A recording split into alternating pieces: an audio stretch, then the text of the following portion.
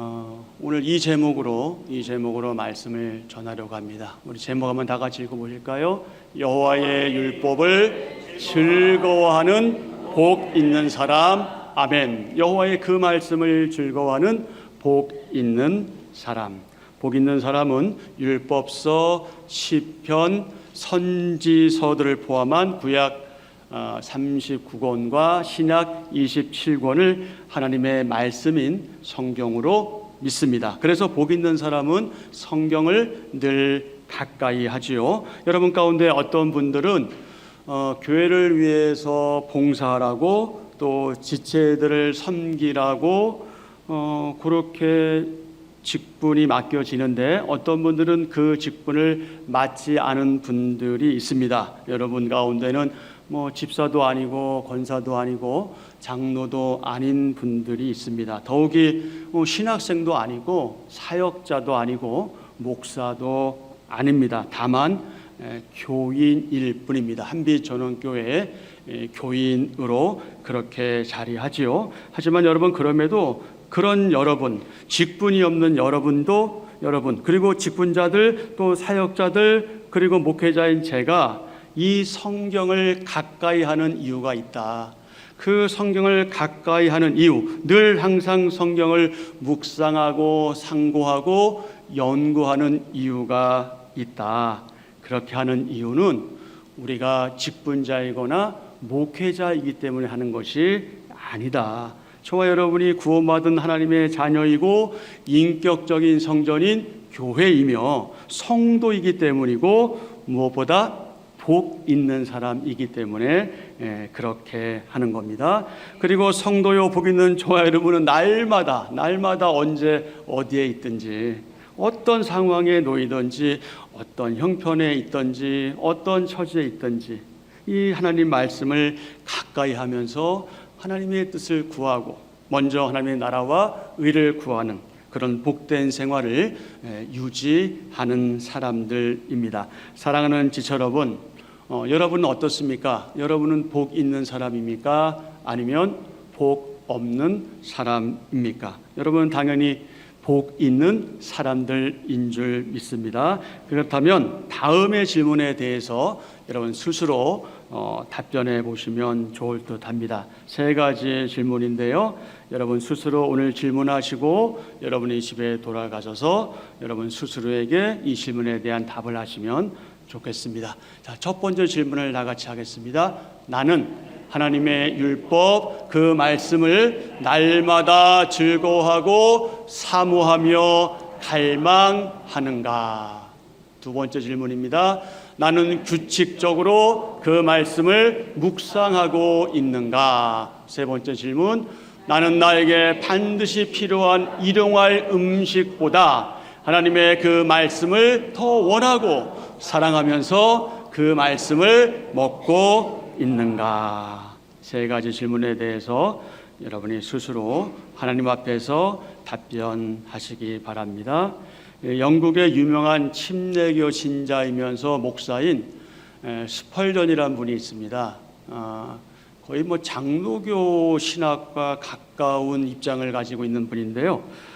이 찰스 스펄전이라는 분이 그 시편 강해를 책으로 냈어요. 그러니까 굉장히 두껍습니다. 한 7, 8권 될 정도로 이렇게 두꺼운 분량인데 그 시편 강해 첫 권 머릿말에서 스펄전은 이렇게 확신하면서 이렇게 고백했습니다. 자, 뭐라고 고백했어요? 나는 시편을 연구하는 가운데 무한한 유익과 갈수록 더해가는 기쁨을 얻게 되었다.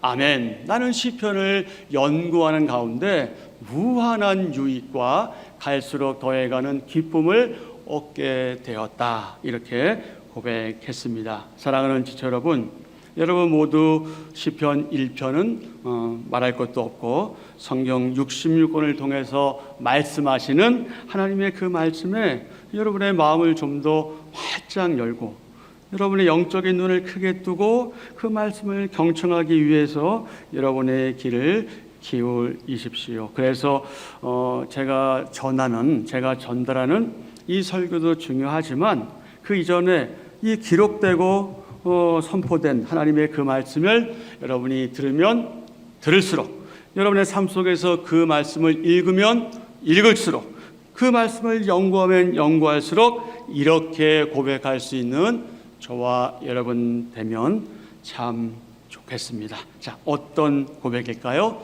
이런 고백입니다. 다 같이요. 나는 성경을 읽고 묵상하고 연구하는 가운데 많은 유익과 갈수록 더해가는 기쁨을 얻게 되었다. 아멘. 시편은 모두 몇 편입니까? 150편이죠. 이 가운데 시편 1편은 시편의 입구다, 또는 시편의 서문 또는 서론이다, 이렇게 할 수 있습니다. 그 이유는 1편이 시편 전체의 내용을 아주 간략하게 요약하고 있기 때문에 그렇습니다. 그러면서 시편 1편의 기자는 본문을 통해서 복 있는 사람이 누구냐, 과연 복 있는 사람이 누구인가에 대해서 강조하고 있죠. 본문에서 기자는 뭐라고 강조합니까? 죄를 멀리하고 하나님의 율법, 하나님의 말씀을 가까이 하는 그 사람이 누구다? 복 있는 사람이다, 이렇게 강조하죠. 자, 여러분은 복 있는 사람이 누구라고 생각하십니까? 여러분도 동의하시리라 생각하지만 각자에 따라서 복에 대한 개념과 의미가 다르기 때문에, 또 이해도가 다르기 때문에 복 있는 사람이 누구인가라고 할 때 혹 우리가 물질적인 거, 경제적인 거, 눈에 보이는 어떤 재산들, 이런 것들 많이 누리고 건강하고 사업이 잘 되고 하는 것을 복 있는 사람의 형태다, 이렇게 볼 수 있죠. 그것 잘못된 것 아니고 복 있는 사람의 그 부수적인 결과이죠. 건강하기도 하고 부자가 되기도 하고 잘 되기도 하는 것, 그건 우리 모두가 다 바라고 있는 바긴 합니다. 그러나 원래 말씀하고 있는 복 있는 사람과는 좀 차별화해서 생각해야 될 부분이에요. 그것은 원래 복 있는 사람이 받아 누리는 것에 있을 수도 있고 없을 수도 있는 부차적인 복이지, 그것이 근본적인 복은 아닙니다. 2절 말씀을 통해서 우리는 복 있는 사람은 누구냐 하는 것을 확인할 수가 있는데, 복 있는 사람은 여호와의 율법, 그것을 그 말씀과 그 깊은 관계가 있는 사람이다 하는 사실을 확인할 수 있죠. 자, 2절 말씀입니다. 오직 여호와의 말씀을 즐거워하여 그의 율법을 주야로 묵상하는도다. 아멘. 우리가 그 율법 말씀을 주야로 묵상해야 되는데, 묵상의 단계까지 못 나가는 이유 가운데 하나가 뭐냐면, 말씀을 알지 못하거나 말씀을 읽지 않거나 말씀에 대한 관심이 없거나, 또는 지금 말씀하시는 것처럼 무엇보다 말씀을 즐거워하지 않기 때문에 그 다음 단계는 나아갈 수가 없는데, 오늘 시편 저자는 분명히 복 있는 사람이 누구냐? 오직 여호와의 율법을 뭐하여? 즐거워하여 그의 율법을 주야로 묵상한다, 이렇게 강조하고 있습니다. 그러니 여러분, 언제까지 목사가 여러분에게 여러분 여호와의 율법을 즐거워하셔야 됩니다, 그 율법을 주야로 묵상하십시오, 이렇게 설교하고 강조해야 하겠습니까? 그건 여러분이 하나님과의 관계 속에서 이 상태에 머물러야 하는 거죠. 그게 우리가 믿음이 있다는 증거고요, 신앙이 있다는 증거고, 우리가 무엇보다 복 있는 사람이라는 증거입니다. 그렇다면 여러분, 시편 1편의 기자가 누굴까요? 여러분 생각에 시편 1편은 누가 썼다고 생각하십니까? 그가 누구인데 시편 처음부터 여호와의 율법, 그 말씀을 강조하고 있는 걸까요? 여러분은 시편 1편의 기자가 누구라고 생각하십니까? 여러 가지 후보자들이 있죠. 다윗, 솔로몬, 모세, 등등등 있을 겁니다. 근데 아쉽게도 우리의 기대와는 달리 시편 1편을 누가 썼는지 우리는 알 수 없습니다. 저자 미상의 작품으로 보게 되죠. 여러분이 주익에 관심을 가지고 시편을 보게 되면, 여러분 성경을 보면 다른 시들에는 3편부터 보면은 그 표제가 붙은 것을 발견할 수 있죠. 여러분 성경 보십시오. 있죠. 가령 3편은 뭐라고 표제가 붙어 있습니까? 다윗이 그의 아들 압살롬을 피할 때에 지은 시 4편은요, 다윗의 시 인도자를 따라 현악에 맞춘 노래 5편, 인도자를 따라 관악에 맞춘 노래, 이러면서 쭉 표제어가 나와 있어요. 그래서 이게 누구의 시다? 다윗의 시다는 것을 우리는 금방 확인할 수 있지요.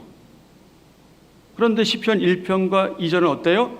지은 이가 누구인지, 어느 때 지었는지는 기록이 없죠. 표제가 없어요. 하지만 여러분, 우리는 관심을 기울여서 이 시편 1편을 누가 썼는지 좀 알 필요가 있습니다. 왜냐하면 그가 누구인지를 알아야 왜 시편을 시작하면서 복 있는 사랑과 여호와의 율법이 깊은 관계가 있는 것을, 이것을 강조한 그 기자의 의도를 우리가 알고 이해할 수 있기 때문에 그렇습니다. 여러분, 그렇다면 본문의 기자는 누구일까요? 여러분 생각에 본문의 기자는 누구라고 생각하십니까? 흥미로운 건요, 이 저자 미상, 그러니까 시편 1편과 2편은 저자 미상, 저자를 알 수 없는 작품인데, 이 저자 미상에 속한 시편 가운데 하나를 신약 성경에서 인용하고 있다는 거예요. 그러면서 누구의 작품이다? 다윗의 작품이다, 이렇게 밝히고 있다는 겁니다. 그 예가 사도행전 4장 23절 이하의 말씀인데 25절과 26절은 이렇습니다. 또 주의 종 우리 조상 다윗의 입을 통하여 성령으로 말씀하시기를, 어찌하여 열방이 분노하며 족속들이 허사를 경영하였는고, 세상의 군왕들이 나서며 관리들이 함께 모여 주와 그의 그리스도를 대적하도다 하신 이로소이다. 아멘. 이 내용은 초대교회 당시 성도들, 사도들, 제자들이 한 마음으로 하나님께 기록한 그런 기도의 내용입니다. 그런데 이 모임에서 지체들은 하나님께서 자신들의 그 처지, 환경, 형편, 특별히 자신들을 이제 현재 그리고 미래에 있게 될 어떤 분쟁이나 어떤 박해로부터 우리를 구해 주십시오, 이렇게 기도하지 않았어요. 그런 기도보다는 오히려 오직 예수 그리스도 한 분, 그분만이 만유의 주권자와 통치자시며 그분이 왕이시기 때문에 그분을 어떻게 했다? 그분을 찬양했다. 여러분, 우리 같으면 고쳐주세요, 이거 해주세요, 저거 해주세요라고 할 텐데, 그들은 그것보다는 오히려 자신들이 누구로부터 왔는지를 알고 오히려 그분을 찬양했다 하는 사실입니다. 그러면서 24절에서 그들은 하나님을 뭐라고 불렀냐면 대주제라고 불렀습니다. 대주제요, 이렇게 불렀죠. 하나님은 큰 임금님이십니다. 크신 주인님이십니다. 우리의 지배자이십니다. 그리고 우리의 왕이신데 왕 중에 왕이신 대왕이십니다. 이게 대주제의 의미이거든요. 이렇게 그분을 찬양했습니다. 지금 그들은 이 기도 모임에서 놀랍게도 이 지은이를 알 수 없는 시편 가운데 하나인 2편 1절과 2절 말씀을 인용했던 거죠. 자, 시편 2편 1절 2절입니다. 어찌하여 이방 나라들이 분노하며 민족들이 헛된 일을 꾸미는가? 세상의 군왕들이 나서며 관원들이 서로 꾀하여 여호와와 그의 기름 부음 받은 자를 대적하며. 아멘. 자, 이 말씀에서 기름 부음 받은 자는 누구입니까? 기름 부음 받은 자는 이스라엘의 왕입니다. 왕. 기름 부음 받은 자를 구약에서는 메시아라 부르고요, 신약에서는 그리스도라 부르죠. 이 기름 부음 받은, 그래서 그들의 왕을 의미합니다. 왜냐하면 이스라엘 왕은 그 임시식 할 때, 그러니까 대관식 할 때 하나님을 대신하는 그 제사장으로부터 이 기름 부음을 받았기 때문에 그렇습니다.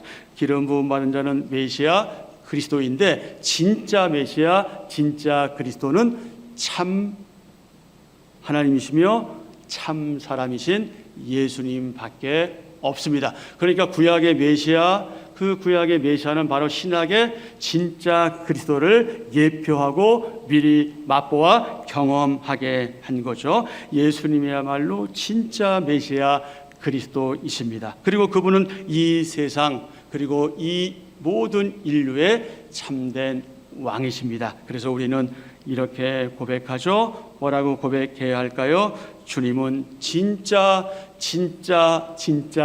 저희들의 왕이십니다. 한번 해보실까요? 주님은 진짜 저희들의 왕이십니다. 아멘.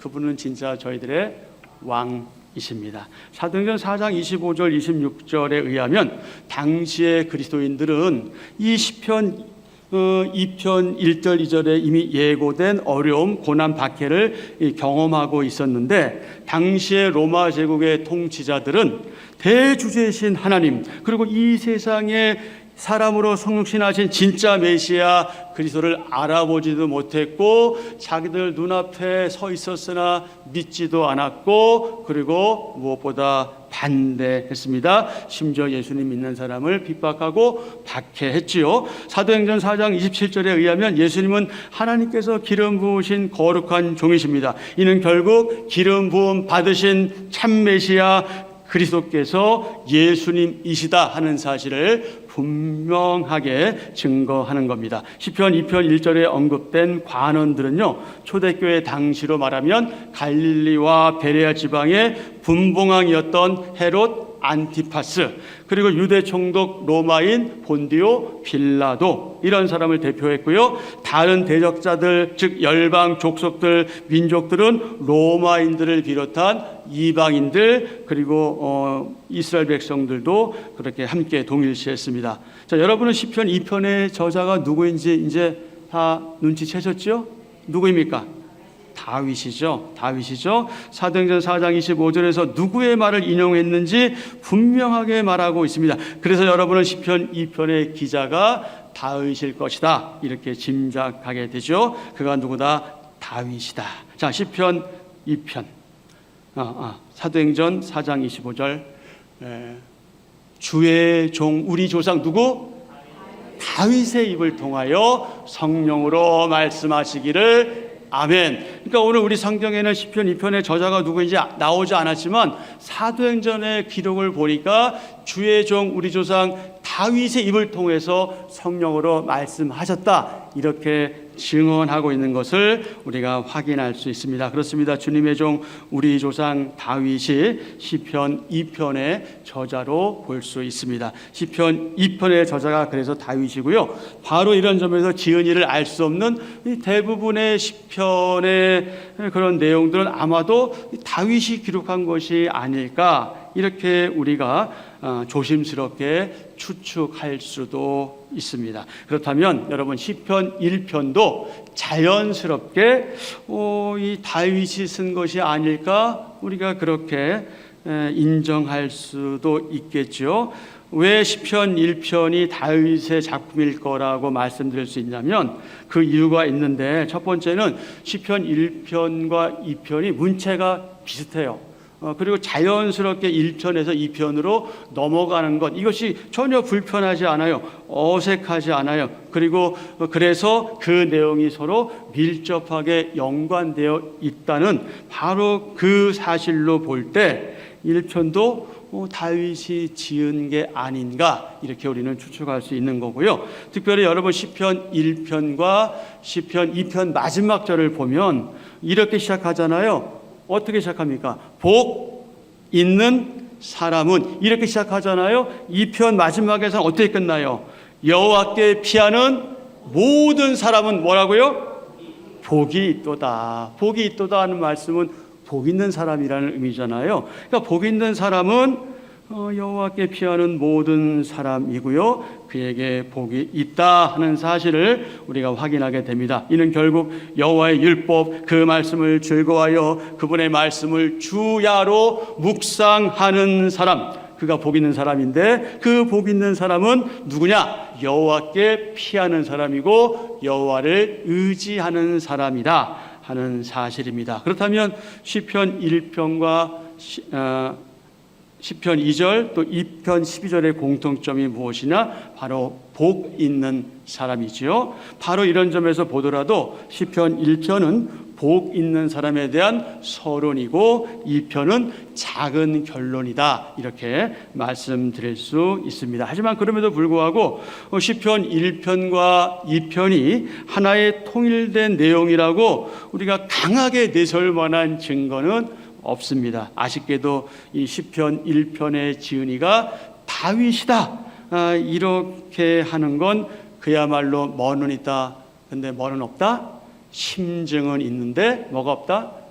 물증은 없다. 그러므로 여러분 우리가 이제 하나님께 갔을 때, 하나님 앞에 갔을 때 그때 우리가 다윗을 만날 수 있다면 다윗에게 직접 이게 당신이 쓴 거 맞소? 이렇게 물어보고 그거 내가 쓴 거 맞아. 이렇게 확답 듣기 전까지는 시편 1편이 다윗의 작품이다. 우리가 그렇게 확신할 수는 없으나 그런 여러 정황으로 볼 때는 다윗이 쓴 게 아닌가 이렇게 우리가 생각할 수는 있을 겁니다. 근데 중요한 게 있습니다. 중요한 게 뭐냐? 시편 1편을 다윗이 썼냐? 다윗이 쓰지 않았냐?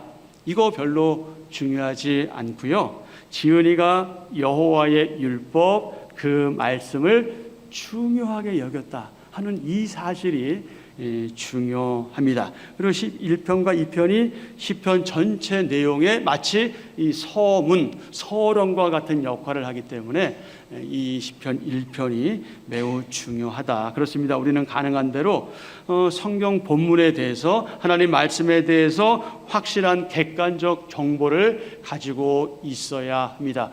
우리가 대개 그런 말 하지 않습니까? 아유 뭐 알면 뭐해, 실천을 해야지. 뭐 알면 뭐 할 건데 행동을 안 하는데, 그런 말 많이 하는데 여러분 이런 말 의미 없습니다. 왜냐하면 아는데 안 하는 게 문제지 아는 게 문제가 아니잖아요. 사람은 아는 만큼 하게 돼 있어요. 사람은 지식이 있는 만큼 하게 돼 있어요. 근데 그렇게 안 하는 것은 그가 가지고 있는 지식이 어쩌면 참된 지식이 아니고 자기가 알고 있는 그 참된 지식에 대해서 별로 내가 스스로 중요성을 부여하지 않기 때문에 그럴 수 있는 겁니다. 그러니 아는 것은 중요해요. 알아야 바르게 봅니다. 바르게 봐야 바르게 믿을 확률이 높아져요. 모르면 모를수록 자기 소리합니다. 모르면 모를수록 자기 안에 갇혀서 자기가 생각하고 자기가 경험하는 것이 전부라고 착각해요. 그래서 그것만 강조합니다. 그것만 말해요. 다른 사람이 올바른 얘기를 해도 믿지 않으려고 해요. 왜? 내 안에 갇혀 살고 있기 때문에. 그것은 다른 말로 말하면 뭐냐면, 여러분 이런 표현은 그렇지만 나는 무식해.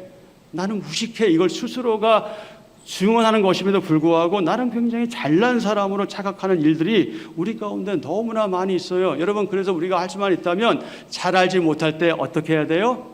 침묵하셔야 돼요. 그저 침묵하면 사람들이 어떻게 생각해요? 저 사람은 알고 있을 거야 라고 생각해요. 그게 낫지 괜히 말해가지고 사람들이 저 사람 무식해 이렇게 말은 하지 않잖아요. 그러나 누구나가 공감할 수 있는 거예요. 제대로 알지도 못하면서 이런 생각들을 하거든요. 우리 모두가 다 그렇잖아요. 그럼 우리 현실이잖아요. 그러니 여러분 바르게 아셔야 돼요. 알아야 뭐도 합니까? 면장도 해요. 알아야 면장도 하고 알아야 하는 거예요. 모르면 못합니다. 알면 아는 만큼 하는 거예요. 그래서 우리가 성경에 대해서 바르고 확실한 객관적인 정보를 가지고 있어야 하고요. 그럴 때 모든 성경을 말할 것도 없고 특히 이 시편 1편을 우리가 바르게 이해할 수 있는 확률이 그만큼 높아집니다. 바로 여기에 시편 1편의 중요성이 있습니다. 사랑하는 지체 여러분, 날마다 하나님 말씀인 이 성경을 통해 말씀하고자 하시는 하나님의 그 크고 비밀한 뜻, 바로 그것을 알게 하시고 그것을 깨닫게 하시는 은혜가 여러분에게 있기를 축복합니다. 구약 성경에서 특히 시편에서 이 복 있는 사람은 여호와의 율법을 즐거워하는 사람이에요. 그렇다면 여러분 신약 성경에서 복 있는 사람은 누구일까요? 주님께서 복이 있는 사람에 대해서 말씀하신 적이 있죠. 여러분 다 아시잖아요. 그 내용이 어디에 있어요? 마태복음 5장 1절부터 12절에, 그리고 좀 짧게 누가복음 6장 20절에서 23절에 기록되어 있죠. 이 내용을 우리는 어떤 내용으로 알고 있습니까? 그 주제를 팔복으로 알고 있잖아요. 뭐 산상보훈, 뭐 산상수훈, 그리고 평지에서 했다고 그래가지고 평지설교, 이런 여러 가지 이름을 가지고 있는 주님의 팔복의 말씀이죠. 자, 누가복음 먼저 우리 볼까요? 누가복음 20장 23절. 너희 가난한 자는 복이 있나니 하나님의 나라가 너희 것이며 지금 줄인 자는 복이 있나니 너희가 배부름을 얻을 것이며 지금 우는 자는 복이 있나니 너희가 웃을 것이며 인자로 말미암아 사람들이 너희를 미워하며 멀리하고 욕하고 너희 이름을 악하다 하여 버릴 때에는 너희에게 복이 있도다. 아멘. 마태복음 5장 1절부터 12절입니다. 먼저 1절과 2절 먼저 읽겠습니다. 예수께서 무리를 보시고 산에 올라가 앉으시니 제자들이 나온지라 입을 열어 가르쳐 이르시되. 제가 심령이 가난한 자는 복이 있나니까지 읽으면 여러분 뒷부분을 읽으세요. 자, 3절입니다. 심령이 가난한 자는 복이 있나니 천국이 그들의 것이며 애통하는 자는 복이 있나니 온유한 자는 복이 있나니 그들이 땅을 기업으로 받을 것이며 의에 줄이고 목마른 자는 복이 있나니 그들이 배부를 것이며 긍휼히 여기는 자는 복이 있나니 그들이 긍휼히 여김을 받을 것이며 마음이 정결한 자는 복이 있나니 그들이 하나님을 볼 것이며 화평하게 하는 자는 복이 있나니 의를 위하여 박해를 받은 자는 복이 있나니 천국이 그들의 것이니라.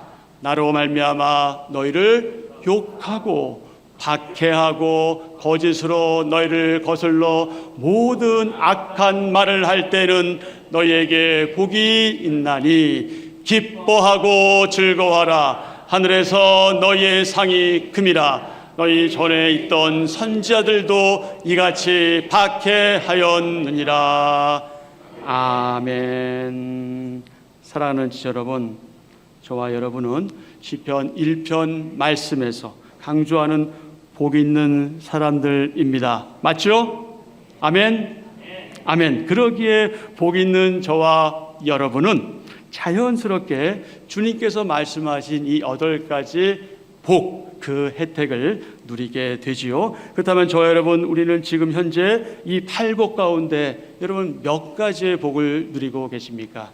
몇 가지의 복을 받아 누리고 있습니까? 여러분 반드시 기억하십시오.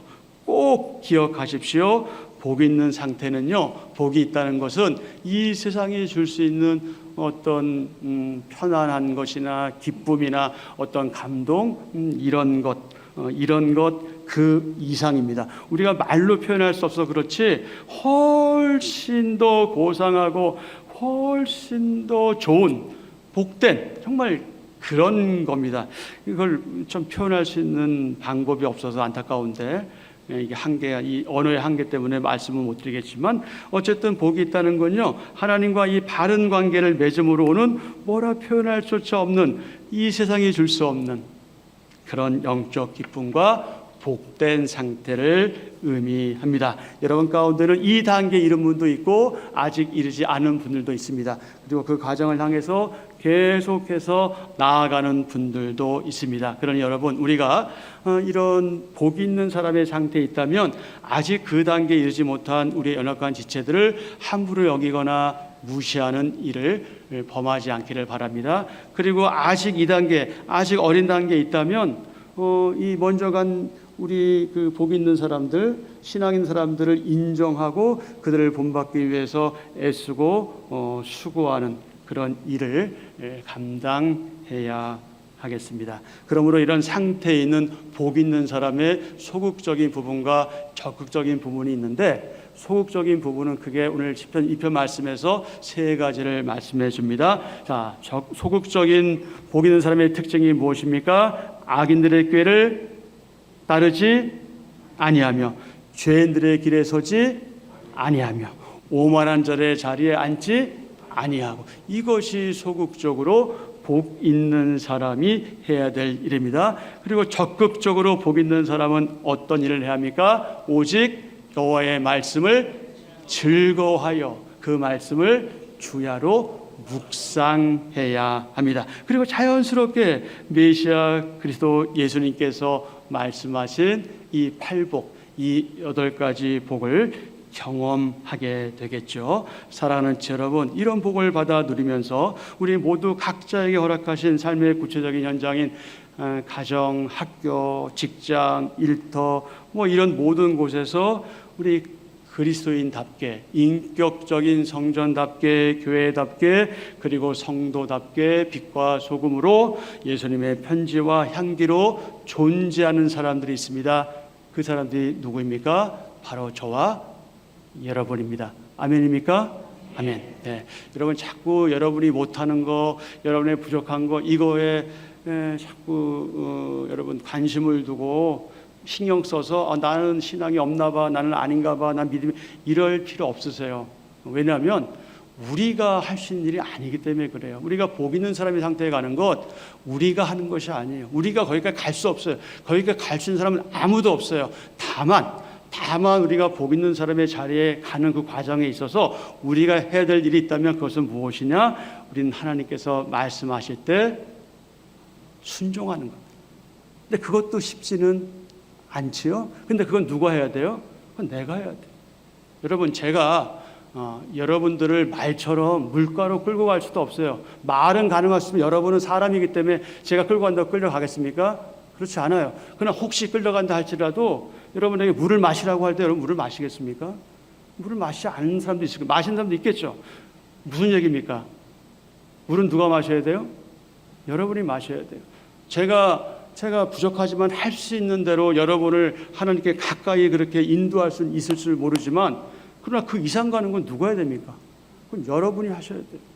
여러분이 할 수밖에 없어요. 저는 여러분이 그렇게 하실 수 있도록 도와주는 영적인 도움입니다. 그런 섬김인 거죠. 그러니 여러분, 이런 말씀이 전달될 때 좀 더 주의 깊고 유익하게 들으시고, 정말 내가 복 있는 사람이구나, 내가 아직은 부족하지만, 내가 연약하지만 내가 복 있는 사람이구나 라고 여러분 스스로를 칭찬하시고 격려하시고 인정하세요. 그리고 그것을 향해서 날마다 그렇게 가시면 여러분의 진보, 여러분의 성의, 여러분의 마음을 하나님께서 보시고 여러분을 복 있는 상태로 그렇게 인도하실 줄 믿습니다. 그런 복 있는 사람으로 나아가는 저와 여러분 되기를 기대하고 축복합니다.